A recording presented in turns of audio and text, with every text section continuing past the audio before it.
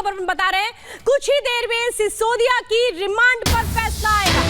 दोनों पक्षों की जो दलीलें हैं वो पूरी हो चुकी हैं। ईडी ने जहां तर्क कोर्ट को दिया कि किस तरीके से ये बहुत बड़ा मामला जुड़ता है मनी ट्रेल को लेकर के, लेकिन मनी ट्रेल क्या है वो नहीं बताया गया। जिस बात को लेकर के सिसोदिया के वकील ने कहा कि ये बताया जाए कि मनी ट्रेल क्या है। मोनिका हमारे साथ है। मोनिका, जिस तरह से ईडी ने बहुत स्ट्रांगली ये कहा कि 10 दिन की रिमांड दीजिए क्योंकि हमें पूछताछ करनी है, जिस तरह के सबूत मिले, लेकिन दूसरी तरफ मनीष सिसोदिया के वकील ये कन्विंस करने की कोशिश कोर्ट को कर रहे थे कि यहाँ तो पैसे की लेन देन कुछ हुआ ही नहीं है, 1 रुपया भी नहीं लिया गया मनीष सिसोदिया की तरफ से।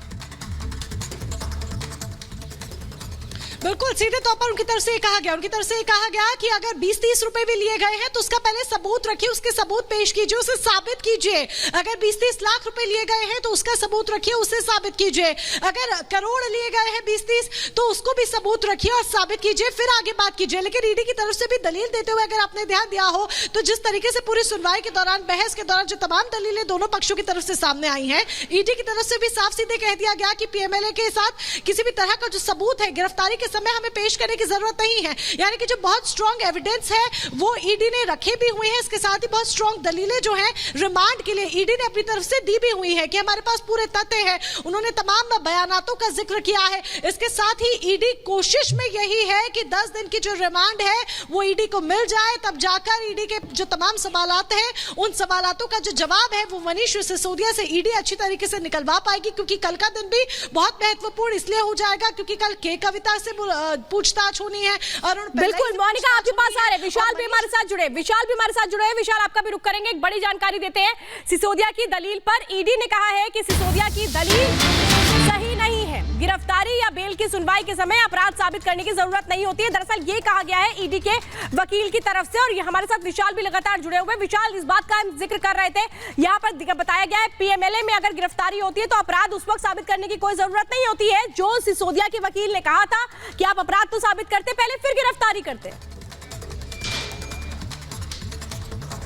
जी बिल्कुल, देखिए आपको बता दें पीएमएलए में जिस तरीके से कहा ईडी ने कि किसी सबूत की जरूरत नहीं होती है गिरफ्तारी के वक्त, वहीं मनीष सिसोदिया के वकील शुरुआती दौर से ही अपनी दलीलों में एक ही बात का रट्टा लगाए जा रहे हैं कि ये जो है मनी लॉन्ड्रिंग का मामला ही नहीं है और ये तो ईडी इस मामले में दखलंदाजी नहीं कर सकती, ईडी का ये मामला ही नहीं है।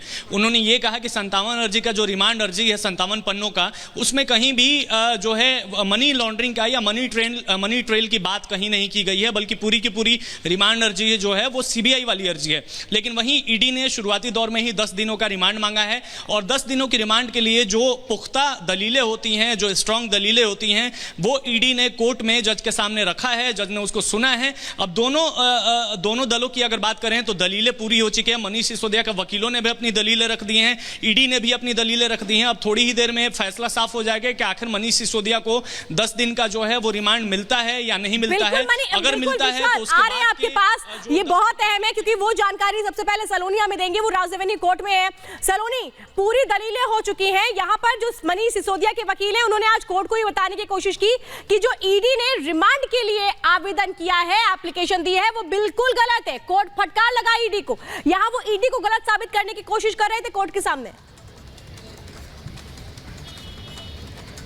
बिल्कुल ईडी को गलत साबित करने की कोशिश कर रहे थे और ये कहे कि ईडी पहले ये साबित करे, मनीष सिसोदिया के वकील ने ये कहा कि ईडी पहले ये साबित करे कि 1 रुपए का भी लेन देन हुआ है। विजय नायर का जो जिक्र ईडी ने किया था उस पर ये मनीष सिसोदिया के वकील की तरफ से ये कहा गया कि अगर कोई किसी से मुलाकात कर रहा है तो ये कैसे पता चलेगा कि वो पैसा मनीष सिसोदिया के पास आ रहा है। क्या ये साबित कर पाएगी ईडी कि पैसा आया है? ये बात मनीष सिसोदिया के वकील ने कही और साफ तौर पर यह भी कह दिया कि 292 करोड़ की बात हो रही है, हवा में है, ये बातें हवा में है क्योंकि अभी तक कोई साक्ष्य नहीं रखे हैं ईडी ने। ये बात मनीष सिसोदिया के वकील बार बार दोहरा रहे हैं और ये भी कह रहे हैं कि ईडी का जो ये ECIR 2022 का ये पूरा जो कार्रवाई हुई है उसके तहत हुई है। ऐसे में इस आचरण पर कोर्ट को संज्ञान लेना चाहिए। ये बात गौरतलब है श्वेता की कोर्ट को संज्ञान लेना चाहिए। बदनीति से ये कार्रवाई की गई, एक धारणा के तहत ये कार्रवाई की गई। ये 3 बड़ी बातें मनीष सिसोदिया के वकील ने कही हैं। यानी मनीष सिसोदिया के वकील ये बताना चाह रहे हैं कि ईडी एक मंशा से ये कार्रवाई कर रही है, ना कि साक्ष्यों के आधार आधार पर जांच एजेंसी अपनी बात में ये बार बार कह रही है कि उसके पास ये साक्ष्य है कि 12% का जो मार्जिन लिया गया वो मनीष सिसोदिया के आपके पास आ रहे हैं, आप आपके पास आ रहे हैं, आप लगातार नजर रखिए क्योंकि राउज रेवेन्यू कोर्ट से जो पहली जानकारी होगी वो आपके जरिए हम दर्शकों पे जाएंगे। मोनिका ईडी ऑफिस में, मोनिका यहाँ पर एक बात कही गई मनीष सिसोदिया के वकील की तरफ से कि एजेंसी चाहे जितने भी जीरो लगा ले लेकिन वो सजा को नहीं बढ़ा पाएंगे आगे। बिल्कुल, उन्होंने सीधे तौर पर ये बात कही कि एजेंसी चाहे जितने भी जीरो लगा ले लेकिन वो सजा को आगे नहीं बढ़ा पाएंगे क्योंकि वो बार बार यही कोशिश कर रहे हैं ये साबित करने की मनीष सिसोदिया पूरी तरीके से पाक साफ है, मनीष सिसोदिया निर्दोष है।